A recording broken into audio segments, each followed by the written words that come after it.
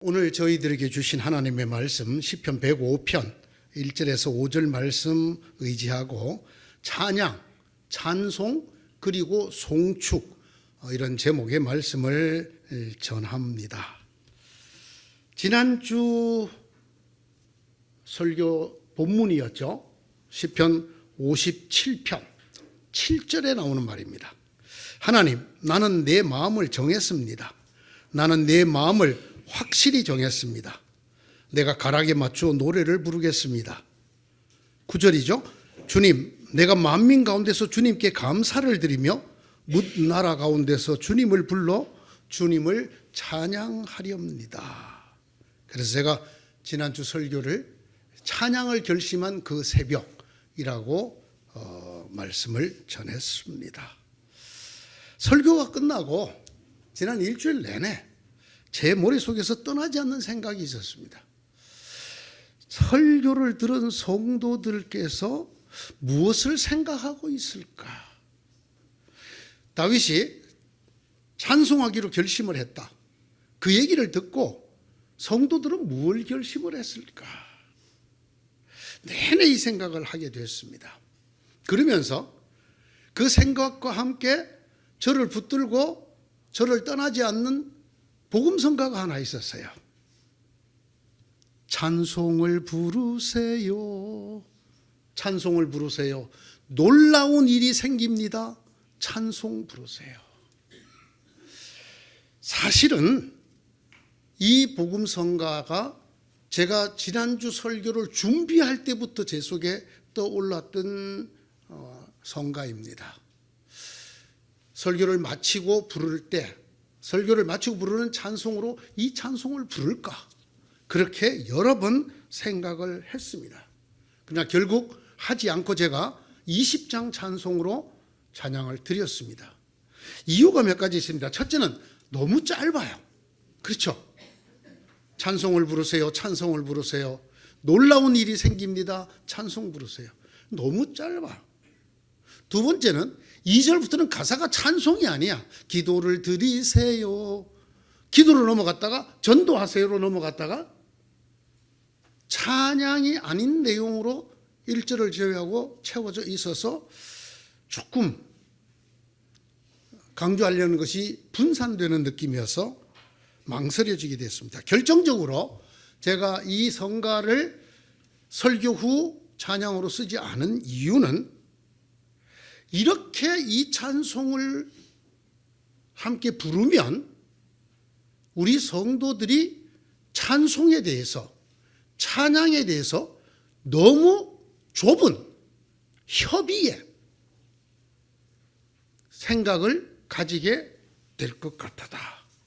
이런 생각을 떨칠 수가 없었습니다.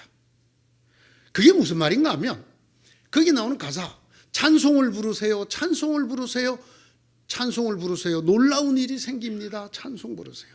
무슨 말이에요? 노래를 부르라는 얘기죠. 노래. 찬송의 노래를 불러라. 그 말이잖아요. 가사 자체가.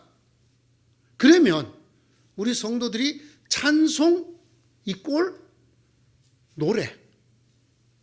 찬송의 노래, 찬송가. 찬양의 노래, 찬양가와 찬송 그리고 찬양을 동일한 것으로 생각할 위험이 있다. 제가 이것이 가장 크게 염려가 되어서 부르지 않았습니다. 여러분은 어떠셨습니까? 저는 이런 생각으로 일주일을 지냈습니다만은 여러분은 지난 설교 어떻게 들으셨습니까? 네, 물론 지난 주에 그런 설교 했죠 참. 그랬구나. 다 잊어버리신 여러분 감사합니다. 만약에 여러분 그 설교를 듣고 여러분들께서 어떤 느낀 점이 있다면 어떤 것이었을까요? 그래, 역시 찬송의 노래를 많이 불러야 돼. 그게 복음성가든 찬송가든 하나님 앞에 찬양을 드리는 노래를 많이 불러야 돼. 오늘 설교가 그 말씀이야.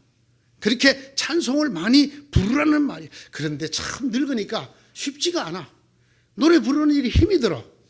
그래서 교회에서 부를 때도 아주 큰 소리로 좀 열심히 부르고 싶은데 소리도 안 나고 힘들고 지쳐.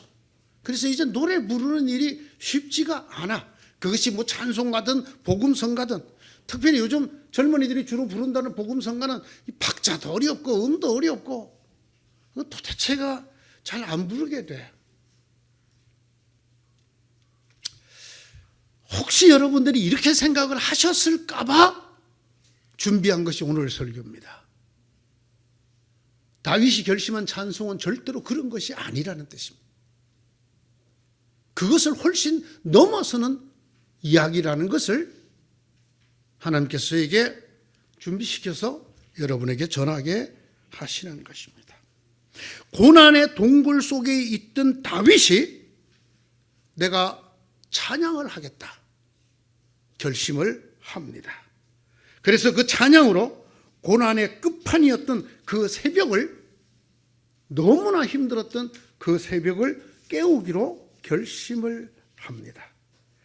많은 사람들은 이 얘기를, 이 말씀을, 이 설교를 들으면서 다윗이 노래를 부르기로 결심했구나, 다윗이 그 어려운 중에서도 입을 벌려 찬양의 노래를 부르기로 결심했구나, 다윗이 부른 노래는 무엇이었을까? 성경을 읽어보면 다윗은 새 노래를 많이 작곡한 사람이에요. 다윗은 자기가 작곡한 노래를 부르기도 했어요. 그렇게 다윗은 새로 지은 새 노래든 기존에 있던 노래든 하나님을 찬양하는 노래를 부르기로 결심을 했구나. 아닙니다. 그것이 아닙니다. 그래서는 다윗이 결심을 선포한 그 원문을 히브리 말로 들여다 보겠습니다. 우리나라 말 번역에 여러 성경 번역이 있는데 원문에 가장 충실한, 원문의 작구와 거의 충실하게 번역한 것이 개역 개정입니다. 우리가 지금 쓰고 있는 이 새 번역 성경 이전에 쓰던, 지금 대부분의 교회가 쓰고 있는 그 개역 개정입니다. 제가 그 개역 개정으로 한번 읽어보겠습니다. 하나님이여, 내 마음이 확정되었고 내 마음이 확정되어 사오니 내가 노래하고 내가 찬송하리이다. 주여, 내가 만민 중에서 주께 감사하오며 문나라 중에서 주를 찬송하리이다. 사랑하는 성도 여러분, 여기 다윗이 결심한 것이 네 가지가 나옵니다. 첫째, 내가 노래하고 라고 되어 있는데, 이 노래하다라는 동사는 쉬르라고 하는 동사인데 말 그대로 singing, 노래하다라는 단어입니다. 내가 노래하고 내가 찬송하리이다. 이렇게 찬송하리이다라고 번역된 단어는 자마르라는 동사인데 이건 찬송하다라는 동사가 아닙니다. 이거는 악기를 연주하다라는 뜻입니다. playing이라는 뜻이에요. 악기를 연주하다라는 뜻입니다. 9절, 내가 만민 가운데서 주님께 주여, 내가 만민 중에서 주께 감사하오며. 이 감사하다라고 번역된 글자는 야다라는 글자인데 고백하다라는 글자입니다. 이것도 역시 구약 히브리에서는 찬송하다라는 의미로 쓰는 단어입니다. 문나라 중에서 주를 찬송하리다. 여기 또 찬송하리다가 나오지만 역시 찬양이라는 글자가 아닙니다. 자마르, 앞에서 말씀드린 연주하다라는 뜻입니다. 우리가 흔히 알고 있는 찬양의 가장 기본이 되는 구약 히브리어의 단어는 할랄이라는 글자입니다. 여기서 할렐루야가 나오죠. 너는 하나님을 찬양하라 라는 글자. 내가 하나님을 찬양합니다. 할랄티카, 할랄티 아도나이, 할랄티야. 이 할랄이라는 글자가 우리가 흔히 찬양하다라는 글자입니다. 그러나 이 다윗이 결심한 내용에는 할랄이라는 글자가 나오지 않습니다. 다윗이 결심한 찬양을 원문을 통해서 뜻으로 번역하면 이렇게 됩니다. 하나님, 나는 내 마음을 정했습니다. 나는 내 마음을 확실히 정했습니다. 내가 입으로 노래를 부르고 악기로 연주하겠습니다. 내가 만민 가운데서 주님께 고백을 드리고 문나라 가운데 연주하며 노래를 하겠습니다. 이런 뜻이 됩니다. 노래와 연주, 그리고 고백이 들어있는 것을 결심했다라는 것입니다. 여기에 노래를 부르다라는 말도 있지만 우리가 흔히 생각하는 찬양을 결심했다고 했을 때 찬양의 노래를 열심히 부르겠다는 뜻만이 아니라는 것입니다. 다윗이 결심한 찬양은 찬송가든 찬양가든 복음성가든 그런 찬양의 노래를 부르는 것만이 아니고 하나님과 사람 앞에서 하나님이 어떠하신 분인가를 고백하는 고백도 찬양이었다라는 것입니다. 그것도 찬양의 하나였다는 것입니다. 제가 많은 시간을 들여서 구약 성경에 나오는 찬송, 찬양, 송축 단어들을 나오는 본문을 싹 찾았습니다. 직접 찾아보았습니다. 너무 여러 가지가 나와서 제가 대충 중요한 것만 한 8가지를 추렸습니다. 성경에 나오는 찬양하다라가 또는 찬송하다 또는 송축하다 라고 번역되어 있는 이 원문에 쓰인 단어, 앞에 말씀드린 것처럼 할랄이 가장 많습니다. 할랄, 그것은 원뜻대로 번역을 하자면 자랑하다라는 뜻입니다. 우리는 그것을 노래를 부르다라고 알아듣지만 원문은 자랑하다라는 뜻입니다. 노래하다라는 것은 아까 말씀드린 쉬르라는 글자가 훨씬 더 노래를 부르다라는 뜻입니다. 또 이 할랄 다음으로 많이 쓰이는 단어가 있는데 바라크라는 단어입니다. 송축할지어다. 우리 송축이라고 번역된 단어의 대부분 단어가 바라크라는 단어를 번역을 했더라고요. 이 바라크의 뜻은 찬양의 노래를 부르다는 뜻이 아니에요. 그런 뜻보다 더 강조하는 뜻인데 그게 뭐냐면 무릎을 꿇다라는 뜻이에요. 하나님 앞에 무릎을 꿇는 게 찬양이라는 겁니다. 하나님을 자랑하는 것이 찬양이라는 뜻이 할랄입니다.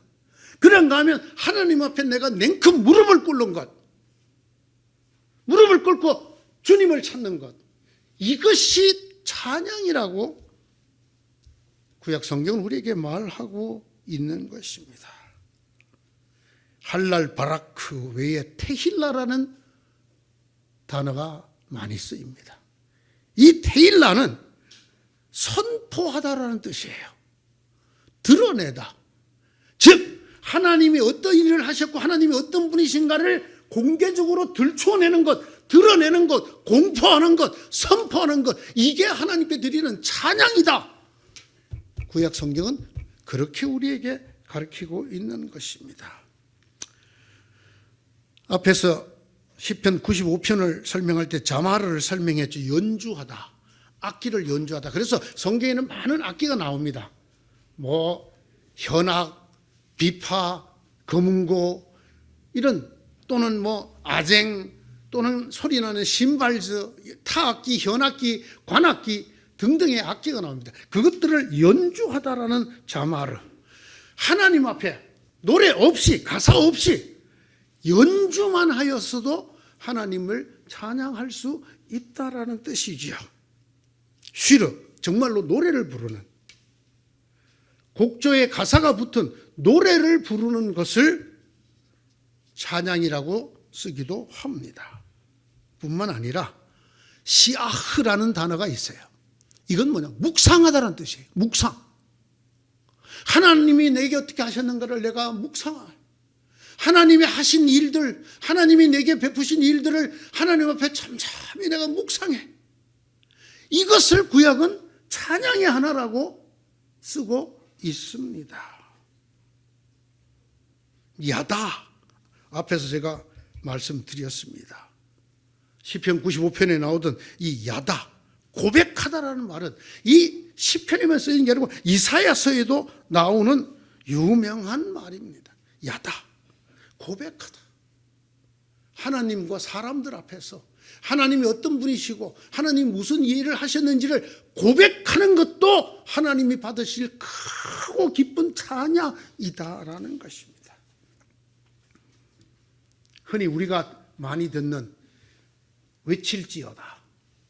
이게 루아라는 글자인데 외치다, 큰 소리로 말하다라는 뜻도 찬양입니다. 하나님이 어떤 분이시며 내게 어떤 일을 행하셨는가를 말하는 것, 큰 소리 내어 알리는 것, 이것도 찬양이라는 것입니다. 이렇습니다, 성도 여러분. 찬양을 결심했다 할 때 내가 노래를 부르겠다라고 결심한 것만이 아니라는 것입니다. 오늘의 말씀으로 돌아옵니다. 너희는 주님께 감사하면서 그의 이름을 불러라. 그가 하신 일을 만인에게 알려라. 여기에 야다라는 동사를 씁니다. 알려라. 고백하라는 뜻입니다. 사람들 앞에서. 그래, 나 예수 믿는다. 예수님이 피로 나를 구원하셨다. 이렇게 말하는 순간 그게 찬양이 된다는 것입니다. 그에게 노래하면서 쉬르, 이건 정말 찬양, 노래, 곡조 붙은 노래를 하는 것입니다. 그를 찬양하면서 연주하는 것입니다. 자말, 그가 이루신 놀라운 일들을 전하여라. 시아흐, 묵상하여라는 뜻입니다. 내가 혼자 가만히 하나님이 내게 어떤 일을 베푸시고 하나님 아버지가 어떤 분인가를 묵상하는 그것도 하나님이 기쁘게 받으시는 찬양이라는 것입니다. 그의 거룩하신 이름을 찬양하라. 여기에 비로소 할랄이라는 동사가 한번 쓰입니다. 자랑하라는 뜻이에요. 노래를 부르라는 뜻이 아니고 자랑하라는 것이에요. 쉽게 말하면 큰 소리를 낸다든지 고백한다든지 자랑한다든지 하는 말은 오늘날의 용어로 쓰자면 전도에 해당이 됩니다. 내가 하나님이 어떤 분인가를 사람들에게 말해주고 내가 이렇게 해서 예수님을 알게 되고 하나님을 믿게 됐다고 고백하게 되고 이렇게 하나님이 하신 일과 하나님을 전하는 것이 하나님이 기쁘게 받으시는 찬양이라는 것입니다. 할렐루야! 하나님을 찬양하라! 라는 이 명령형은 하나님을 자랑하라는 말이에요. 하나님을 자랑하라는 말이에요.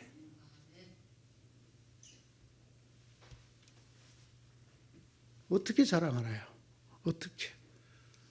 어떤 사람은 시로 하나님을 자랑했어요. 어떤 사람은 다른 사람에게 자기 사연을 들려주는 이야기로 자랑을 했어요. 심지어 다윗은 춤을 추며 하나님을 드러냈어요. 성경에 춤추고 소고치며 찬양하라고 많이 나오죠. 그 춤추면서 노래를 부르라는 뜻이 아니에요. 춤추면서 아이돌들처럼 춤추면서 노래도 부르라는 뜻이 아니에요. 춤추는 그 행위 자체로 하나님을 자랑하라, 하나님을 높이라, 하나님을 알려라라는 뜻입니다. 오늘 이 시편 105편 1절에서 5절 이하는 사실 성경에 똑같은 글자로 된 내용이 한 번 더 나오는, 이게 두 번째 나오는 내용입니다. 그 먼저 나오는 내용이 어디에 나오느냐? 역대기상 16장에 나옵니다. 이 역대기상 16장에는 이 말씀이 나오게 된 배경이 자세히 기록되어 있습니다. 15장부터 읽어보면 다윗이 하나님의 언약궤를 예루살렘으로 갖고 옵니다. 오래전부터 그가 소원하였던 일입니다. 그래서 이스라엘 장로와 천부장들과 함께 오벳 에돔의 집에 있던 언약궤를 옮기게 됩니다. 물론 이 언약궤를 옮길 때 제사장들을 통해서 수소장아지를 잡아서 제사를 지내고 모셔옵니다. 다윗은 레위 사람들이 그 궤를 매게 하고 찬양대를 동원하고 찬양대의 지휘자까지 다 고운 모시옷을 입히고 다윗도 모시로 만든 에봇을 입었습니다. 온 이스라엘이 환호성을 올리면서 뿔나팔을 불고 심벌들을 치고 금은과 수금을 타면서 주님의 언약궤를 메고 올라왔습니다. 그들이 하나님의 궤가 들어있는 하나님의 궤를 들어다가 다윗이 궤를 두려고 만들어 놓은 곳에 옮겼습니다. 그리고 번제와 화목제를 드렸습니다. 다윗은 번제와 화목제를 드리고 나서 거기에 참석한 모든 백성들에게 선물을 나누어 주었습니다.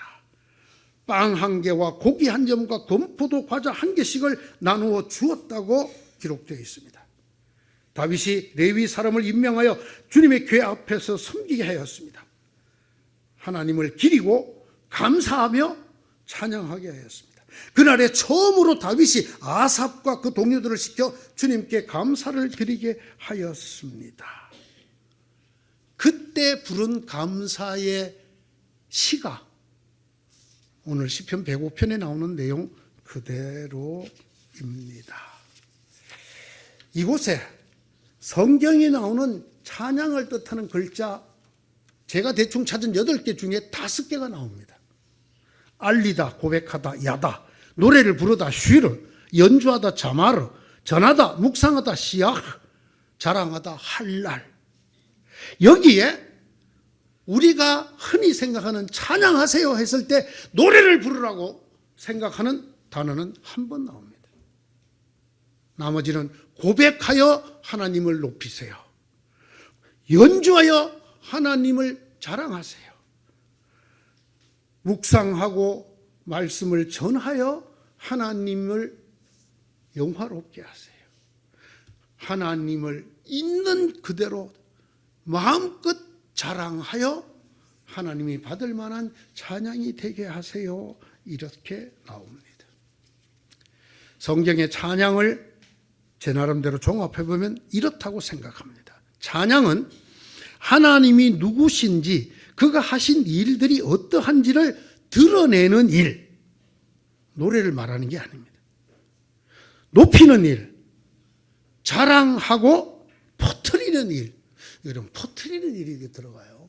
퍼뜨리는 일.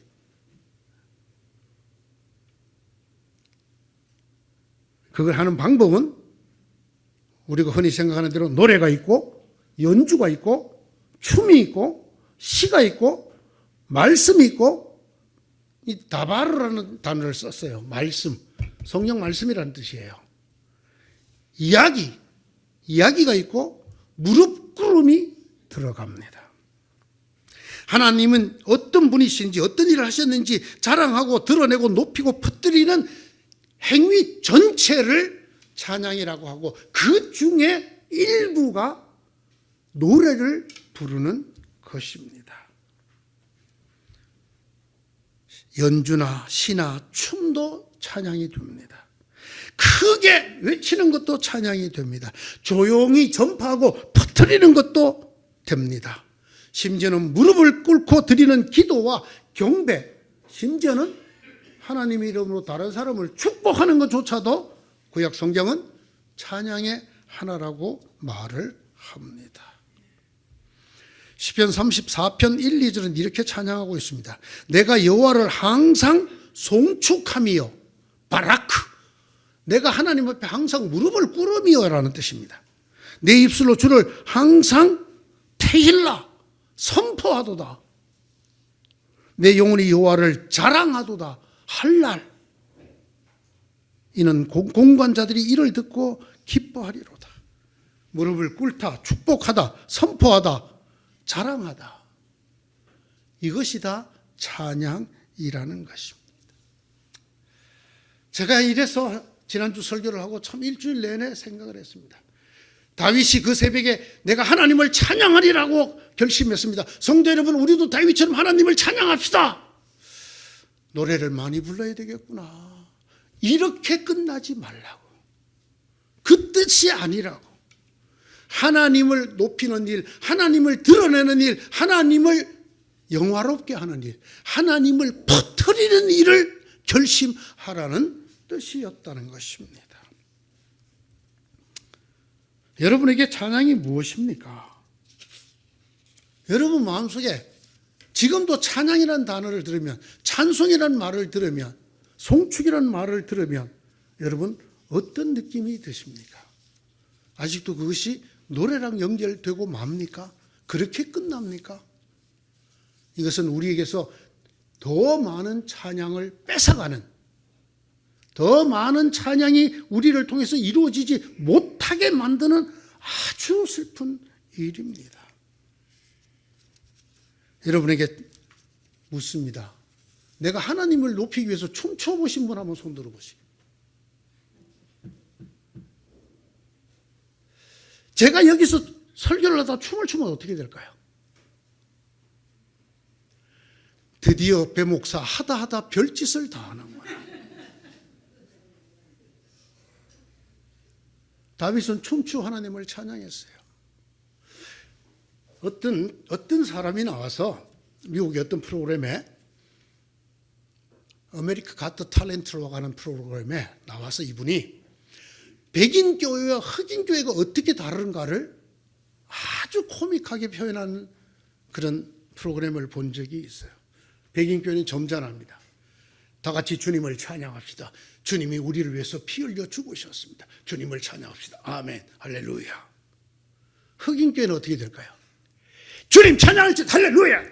주께서 우리를 구하셨는데 오예 오예. 백인은 춤추지 않습니다. 어느 게 더 성경이 맞을까요? 우리는 이렇게 생각합니다. 아, 그거는 찬양대 있잖아. 왜 이 앞에 나와서 하는 젊은 애들이 기타 치고 막 이렇게 찬양하면서 율동하는 애들, 걔들이나 하는 거지. 누가 우리에게서 찬양의 춤을 뺏어갔을까요? 여러분, 시로 하나님을 찬양해 본 적이 있나요? 나는 시를 못 쓰는데요. 시를 쓰라는 말이 아니에요.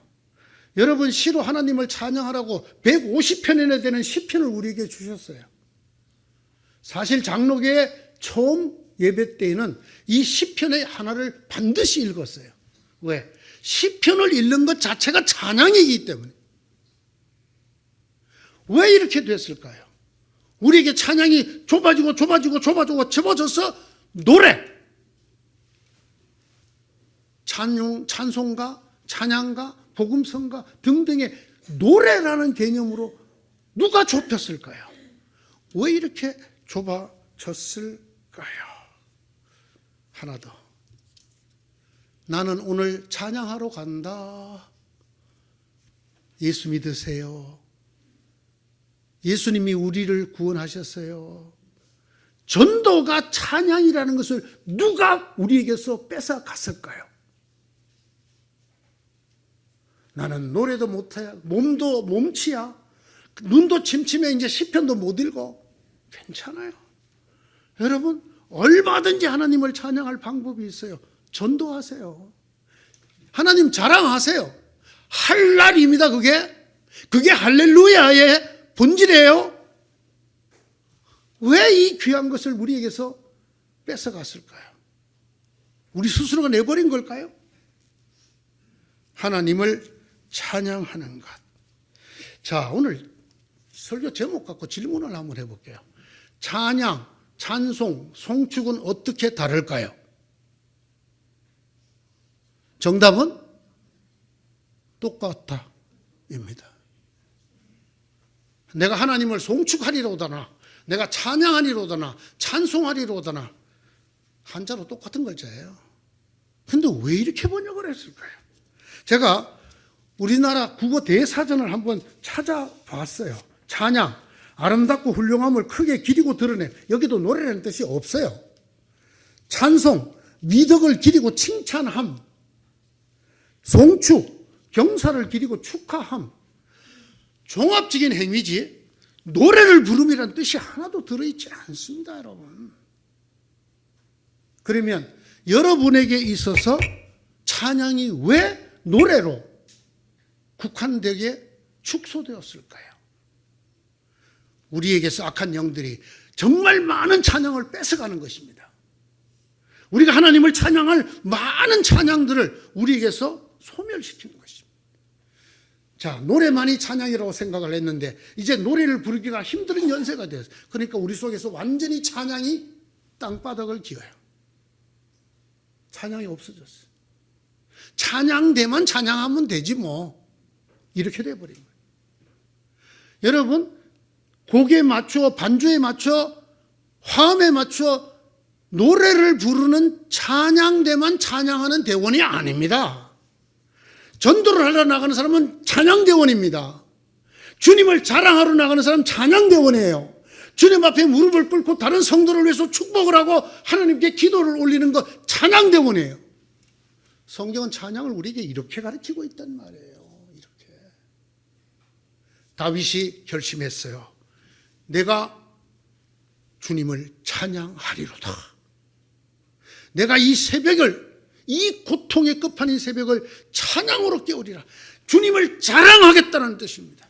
주님을 드러내겠다는 뜻이에요.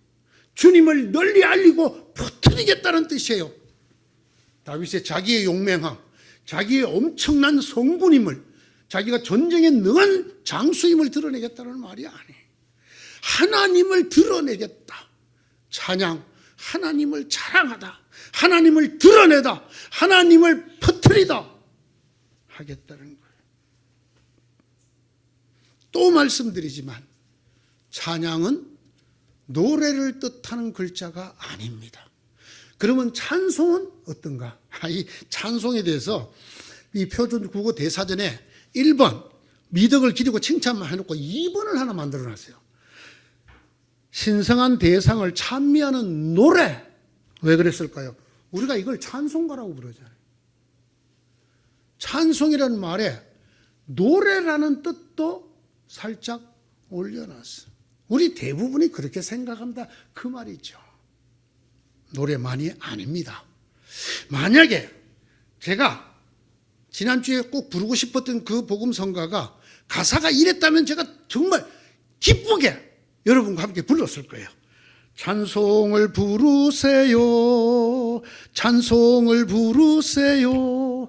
놀라운 일이 생깁니다.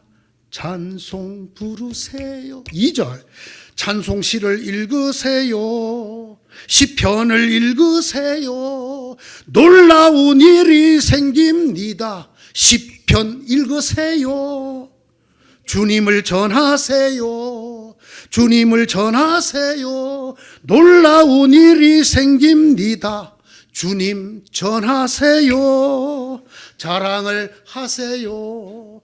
자랑을 하세요. 놀라운 일이 생깁니다. 주님 자랑하세요. 고백을 드리세요. 고백을 드리세요. 놀라운 일이 생깁니다. 고백 드리세요. 이렇게 만들었더라면 제가 이 찬송 열심히 불렀을 거예요. 사랑하는 성도 여러분, 빼앗긴 찬송을 되찾는 날이 속히 오기를 바랍니다.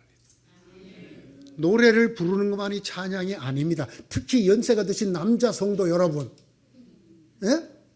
제가 잘 알죠. 대한민국의 남자 어르신들은 맨정신에는 노래를 잘 안 불러. 그렇잖아요.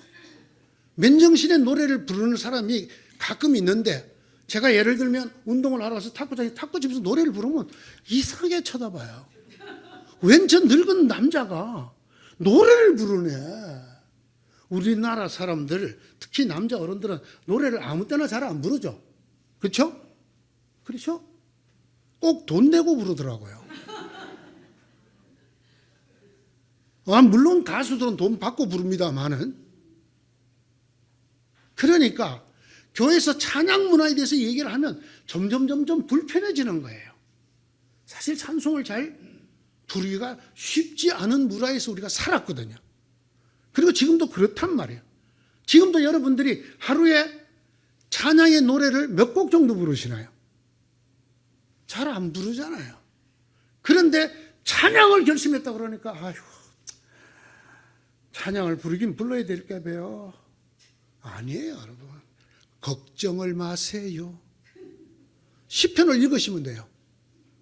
시편을 읽으시면 돼요.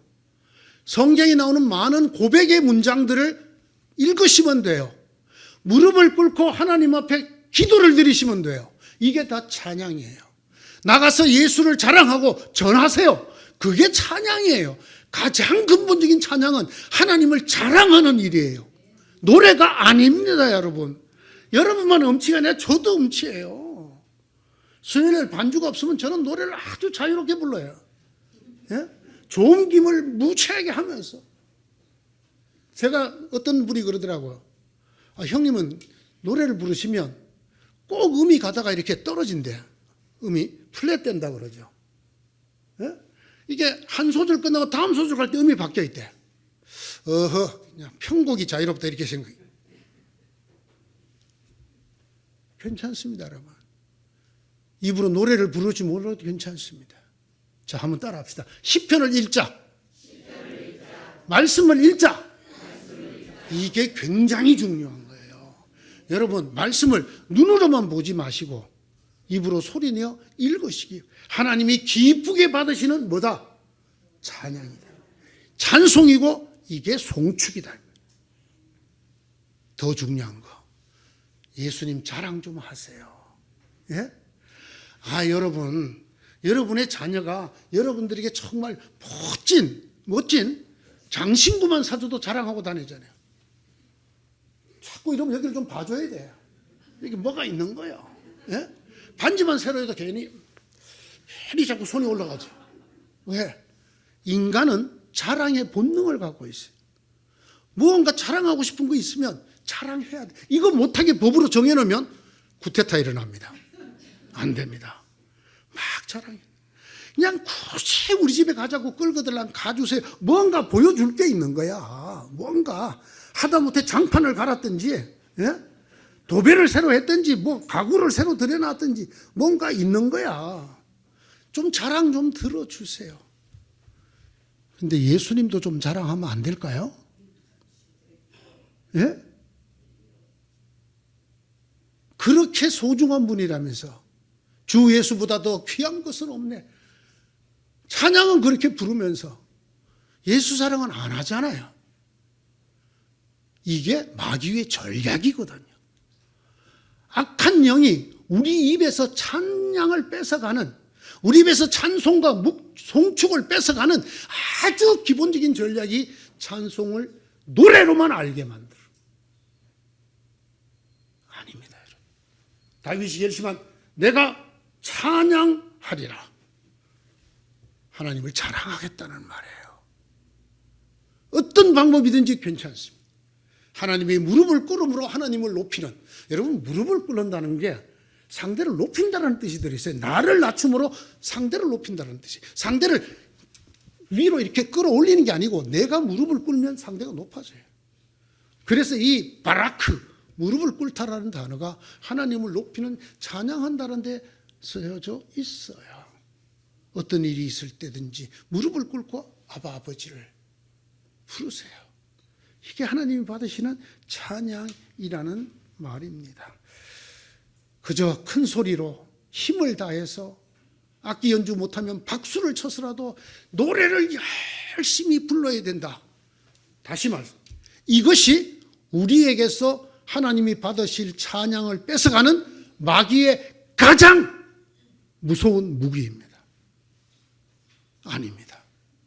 찬양은 그런 것이 아닙니다. 사랑하는 성도 여러분, 다윗은 그 고난의 동굴 새벽에 내가 찬양하리로다, 내가 하나님을 높이리로다, 내가 하나님을 자랑하리로다, 내가 하나님을 드러내고 퍼뜨리리로다 결심했어요. 그 사람이 다윗이에요. 사랑하는 성도 여러분들도 다윗같이 되기를 축원합니다. 입술에 노래를 포함해서 여러 가지 방법으로 하나님을 드러내고 자랑하고 높이고 퍼뜨리는 찬양의 사람 되시기를 축원합니다. 기도하겠습니다. 하나님, 나는 내 마음을 정했습니다.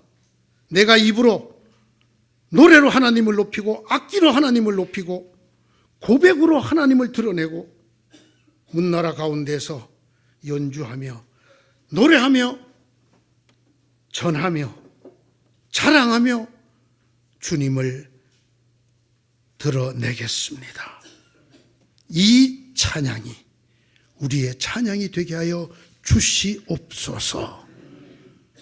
우리에게서 노래 외에 모든 것을 뺏어가 버린 이 악한 영들의 괴계에서 우리의 찬양을 다 찾아오는 우리 성도들이 되게 하셔서 이언열교회 모든 성도들이 찬양대원이 되는, 하나님이 기뻐하시는 하늘의 찬양대원이 되는 역사가 있게 하여 주시옵소서.